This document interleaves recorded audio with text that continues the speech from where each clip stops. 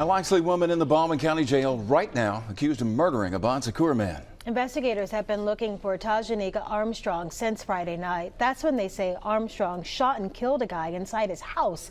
Our Hal Sherrick has been learning more about this case. He's joining us now from Investigators Command in Robertsdale. And Hal, you talked to a neighbor of the victim today, right?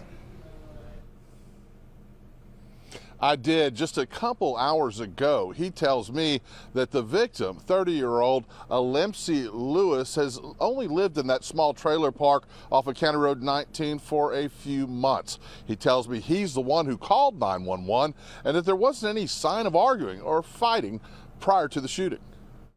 Sheriff's deputies arrested Tajanika Christina Armstrong Sunday morning at a Foley hotel after they say she was on the run for 36 hours.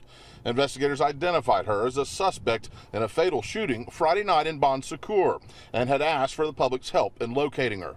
It was just some really good police work. I mean, some deputies with the sheriff's office were actually able to locate her. When they found her, they say she had what appears to be the murder weapon on her and admitted to the killing. The victim has been identified as 30-year-old Alemsi St. Louis. Deputies say he was shot twice in the chest with a .22 caliber pistol and died at the scene.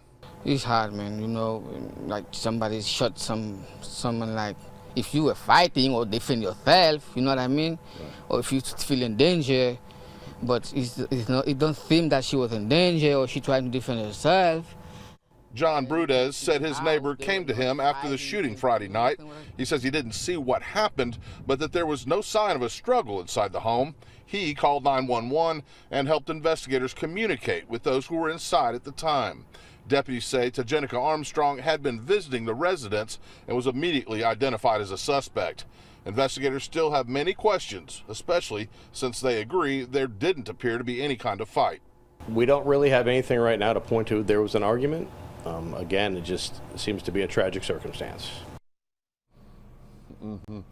Armstrong appeared before a judge for a bond hearing today, at which time she refused the offer to have an attorney appointed despite having no job or income. That bond was set at $150,000, and she has until October 15th to request a preliminary hearing. Live from Investigations Command, Hal Sherrick, Fox 10 News.